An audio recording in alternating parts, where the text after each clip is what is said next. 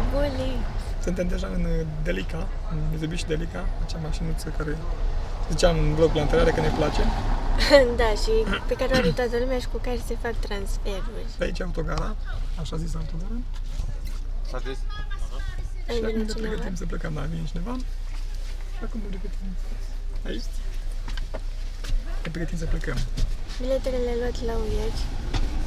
Da, 50 de lari costă dus De întors, persoană. Da. dar a avut un discount. Tantini a făcut un discount de 5 lari. Da.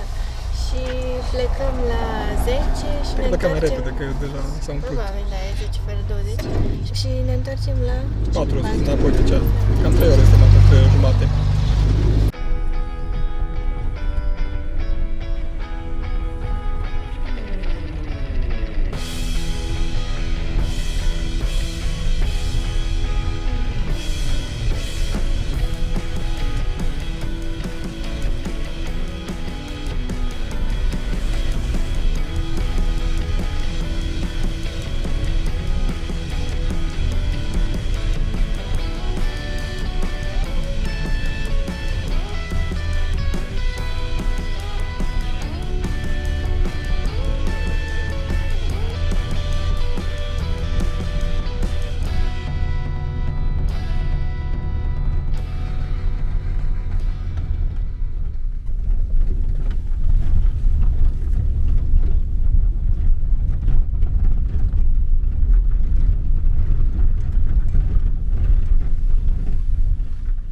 Drumul de la Mestia la Ușguli e o adevărată provocare. Pentru șoferii georgieni care fac transferuri zilnic, nu e mare lucru, dar pentru noi a fost o experiență plină de adrenalină și teamă, pentru că parapeți nu există, sunt porțiuni unde drumul e luat de apă, mergi pe lângă râu și ți-e teamă ca măcar atunci când treci tu să nu plece drumul la vale, treci pe lângă versanți unde oricând pot să fie căderi de pietre și după ce ești tot stresat și strângi de cotiera scaunului, ajungi la destinație și parcă uiți de tot.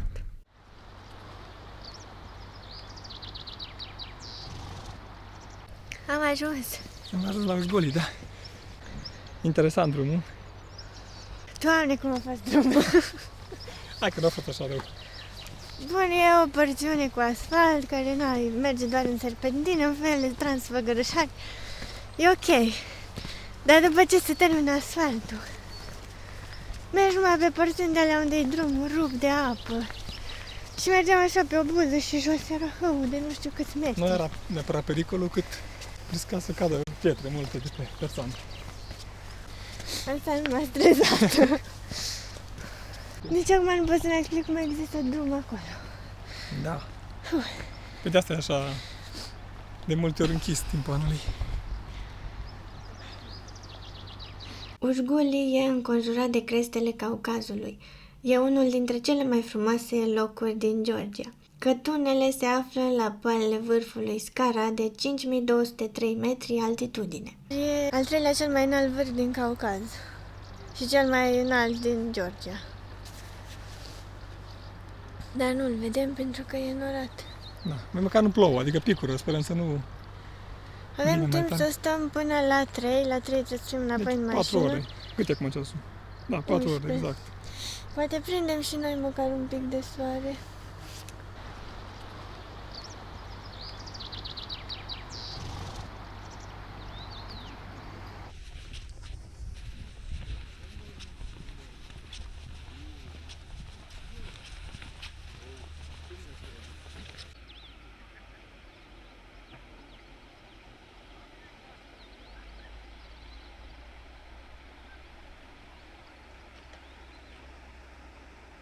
Ușguli e o comunitate formată din 5 sate, 5 cătune, să zic așa.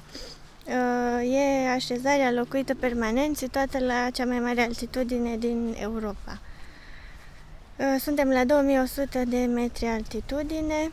Aici, din câte am înțeles, trăiesc undeva la 200 de oameni, grupați așa în vreo 70 de familii. Au o școală mică și 6 luni pe an satul e acoperit cu zăpadă. Își fac tuneluri ca să poată ieși din case și drumul până la Mestia nu poate fi parcurs, deci 6 luni pe an trăiesc izolați. Toată zona asta împreună cu Mestia e inclusă în patrimoniul UNESCO din 96, datorită faptului că turnurile Svan s-au păstrat până astăzi. Ele datează din secolele 9-12 și, cum v-am zis și în vlogurile anterioare, au avut rol dublu, atât ca și locuință și au avut și rol defensiv. Pentru că Svanetii era o comunitate de rebeli.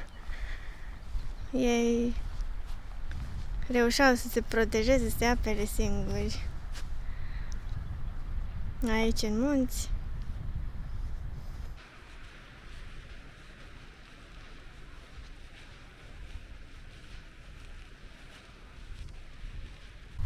Din ce vedem, turnurile aici nu sunt la fel de înalte ca cele din Mestia.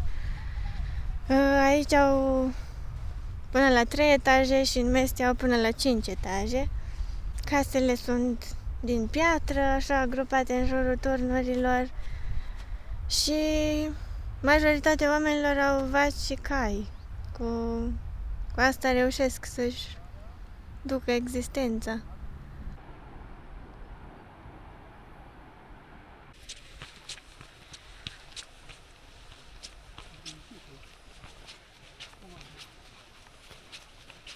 Poți să ajungi de la Mestia la Ușguli pe traseu de trekking în 4 zile. Și de unde sat în sat? De la... Da. Sau cu cortul, dacă... Oricum, sunt foarte multe trasee, doar că sunt trasee de lungă distanță. Așa, din astea de o zi, în Mestia sunt traseele pe care le-am făcut și noi, până la Blacuri, până la Ghețar. Nu ai foarte multe pe care să le poți face într-o zi. Sunt trasee de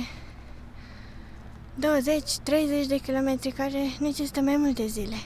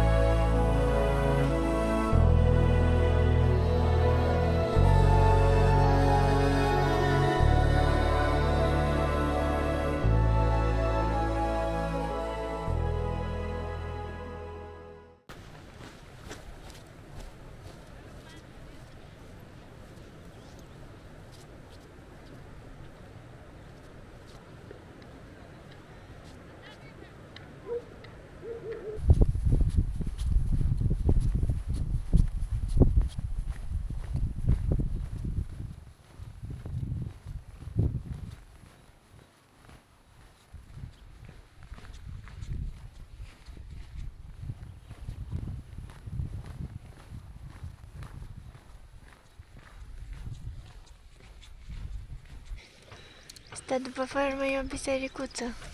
Da, la fiecare.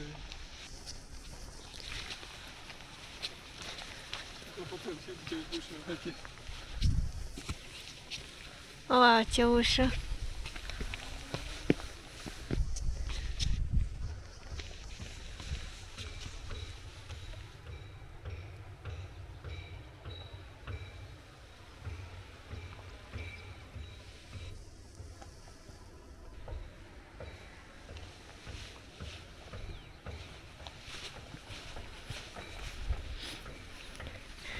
Și cu lespezi din ăștia își făceau și acoperișurile pentru turnuri.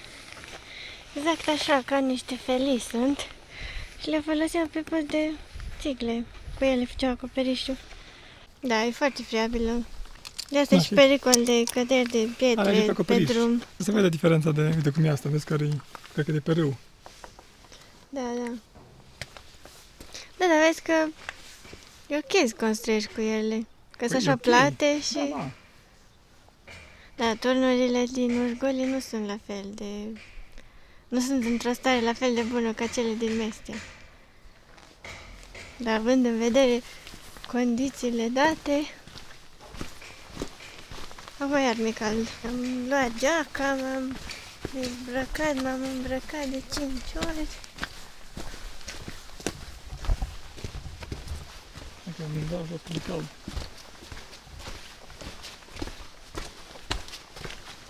Sunt aici și guest house-uri și hoteluri. Guest house. Dar asta e în construcție.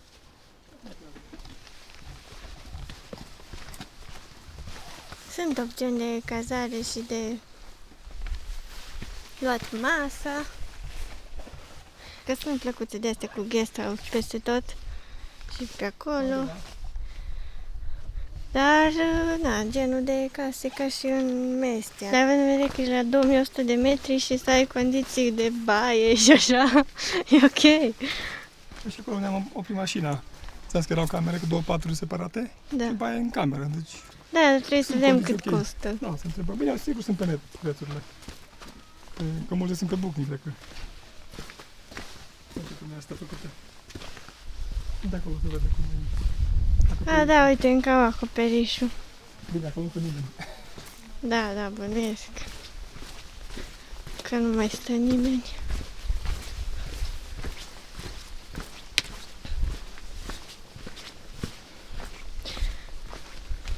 Da, dar vezi, astea sunt turnurile așa cum au rămas, adică nu au fost deloc restaurate ca în Mestia. Nu mai... Am mai dat ceva, uite că se vede, nu fost mortar de la... Păi da, dar nu au acoperișul de lemn, în Mestia Da, da. toate deja au de tablă Uite sau de acolo cum lemn. e la muzeu, ca să vezi că parcă pleacă într-o parte. Da, e cam crăpat acolo. Hai!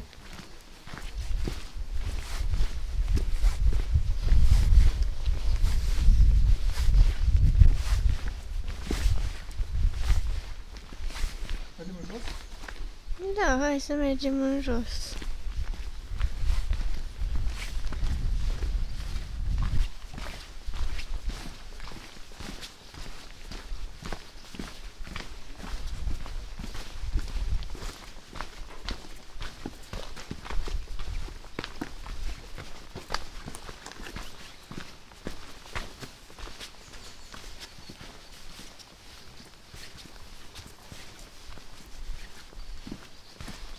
Hai că trebuie să în jos sau... Cam moale.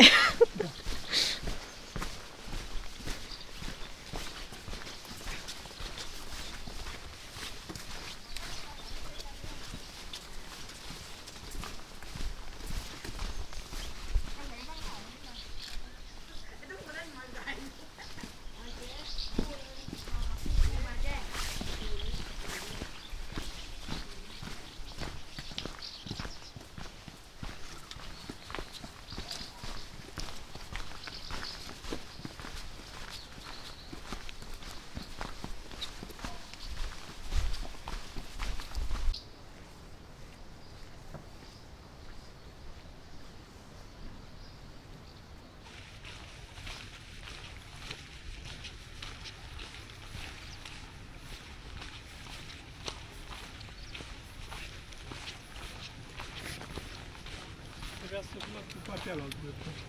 Poftim? Acum atât, adică o să coborâm și pe urcăm. Da, da. Vrem să mergem la turnul ăla. Uite, scrie aici Wi-Fi. Scrie aici Wi-Fi. Ia merge, ba.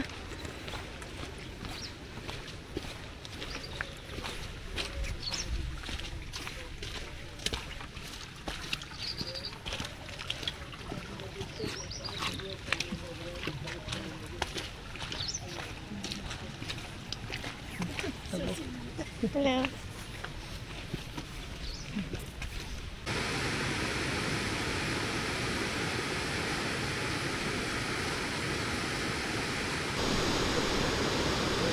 Asta e singura școală din Ușguli.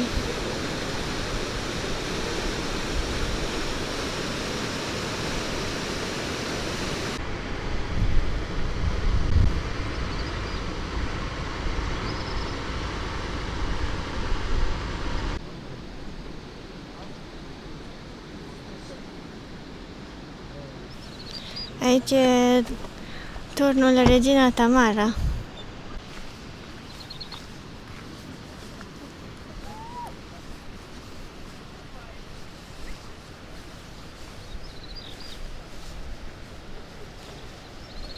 Cum arată acoperișurile așa cu... Da. Acolo e hotel. Poftim? Aici e hotel. Da, scrie hotel Și sunt și case de astea părăsite. Ceazahi. Poftim?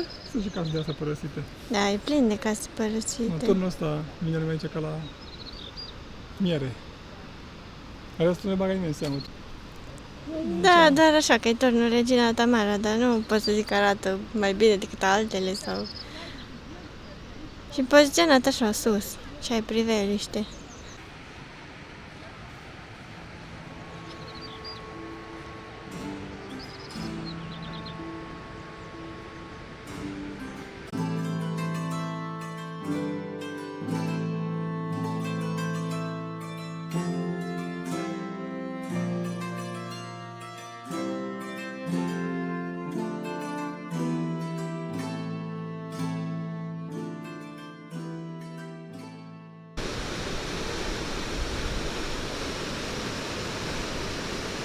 Am ajuns într-o parte mai veche a...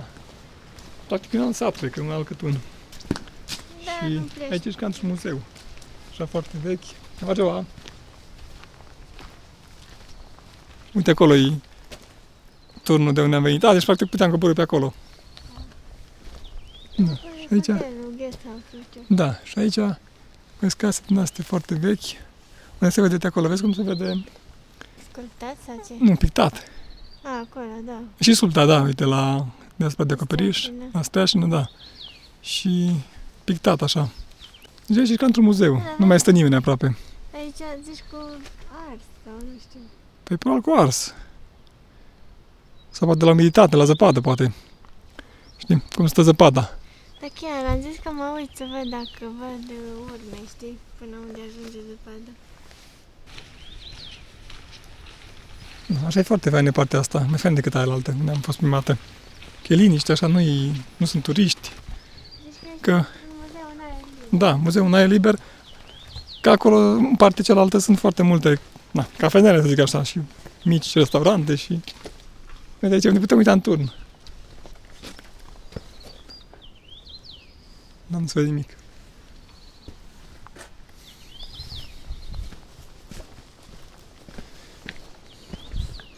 Ai și multă tablă pe aici, a rămas așa din cum au încercat ei să-și mai acopere casele și...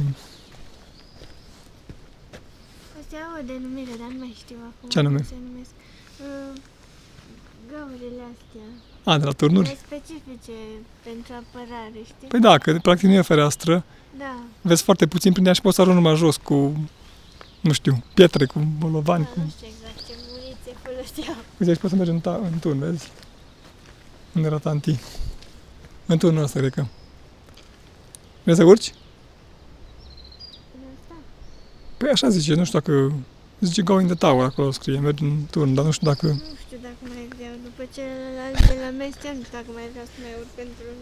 Oricum aici nu mi se pare că dacă ai văzut un turn, cumva ai dat la fel Da, și peisajul vezi mai frumos dacă te urci pe de pe puncte așa mai înalte. Hai să vedem un pic aici, în stânga.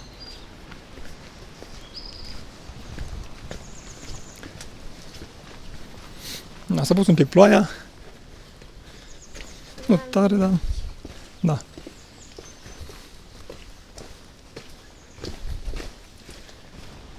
Asta e piatră de moară? Cred că da, și învârteau sau ceva făceau acolo, pisau Porumb să facă făină. porumb, da, probabil. Și făceau manual. totul e din englez pe aici. Da. Așa văd că au peste tot din astea, cum le zice, antene, așa că nu veneam. Bine, au Și- curent, e de mirare Da, că da, au curent. Și am văzut acolo sus era și un releu, deci au și semnal destul de bun la internet, probabil și la telefon. Da, aici ești ca într-un muzeu în partea asta. E și liniște, nu-i nimeni aproape. Nu sunt atât de multe guest house-uri, numai 2 am văzut, sau 3, 2. Și mult mai multă piatră. Uite, fii atent. Wow, încă trag cu stanie. Da. Au ceva. Da, vezi așa care, cu boi și... Da, e stanie. E sani, da, numai acum e noroi și... Na. E mai simplu decât să se împiedice în roți. Mă bucur că am venit și în partea asta, că pare mai autentic aici.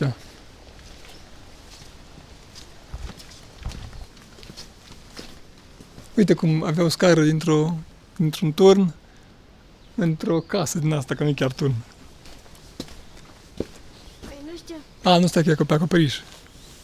Da, da, am crezut că intra înăuntru în clădirea asta, dar nu.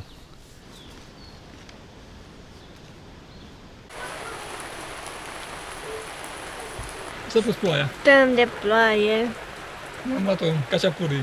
Acum nu știu dacă e de aia ca ieri, nu-mi dau seama.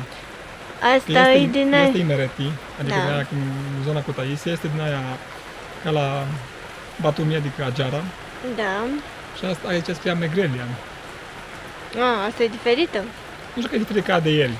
Oricum tot plăcintă cu brânză. Plăcintă cu brânză, cu carne, cu cartofi. Dar e ciudat că nu au și plăcinte de astea dulci. Să aibă cu mere sau cu Cu brânză dulce, adică ceva, da. ca un desert. Da, fac cu brânză, cu fasole, cu carne, Un fel de, cartofi. un fel de aperitiv. Nu Eu la mai 2, plecăm la 3. Suntem aproape de locul în care vine mașina de transfer. Unde e microfonul? Aici avem și șosete de lână și căciuli din alea de ale lor. Acum de ce e? Poftim? Carne sau brânză? Nu, cred că e ciurcela. Ce-a venit mâncarea? Ne-a venit. Da, nu mai eu mănânc. Păi, Hai să punem. nu vreau să Asta. mănânc atâta brânză, dar... Nu mânca. Mănânc eu. Cu cartofi nu făcea doamna, că zice că e prea mult. Durează prea mult cu cartofi.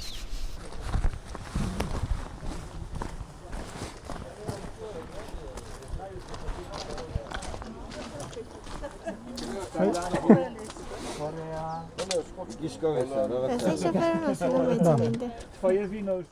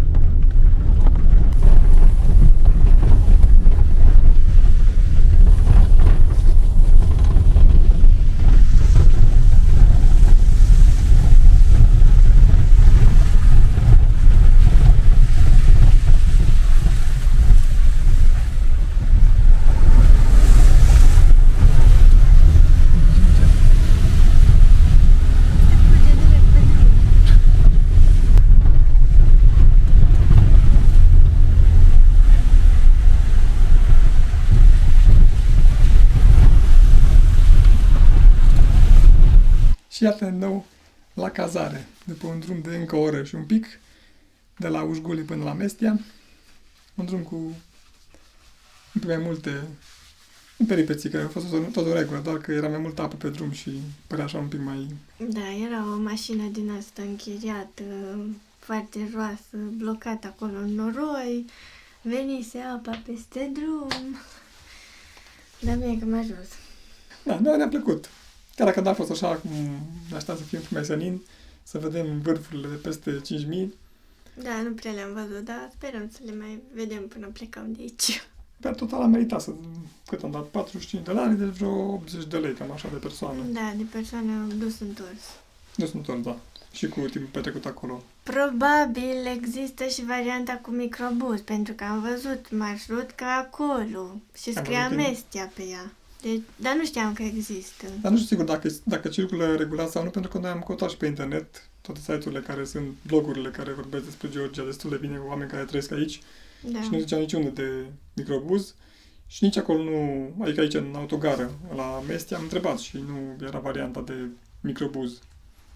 Când am intrat de Ușguli, ziceau că dacă vrem din asta, transfer dus-întors. Te întreba dus, întors sau doar dus? Poate doar în plin sezon, nu Da, știu, prin poate că- august, habar n-am.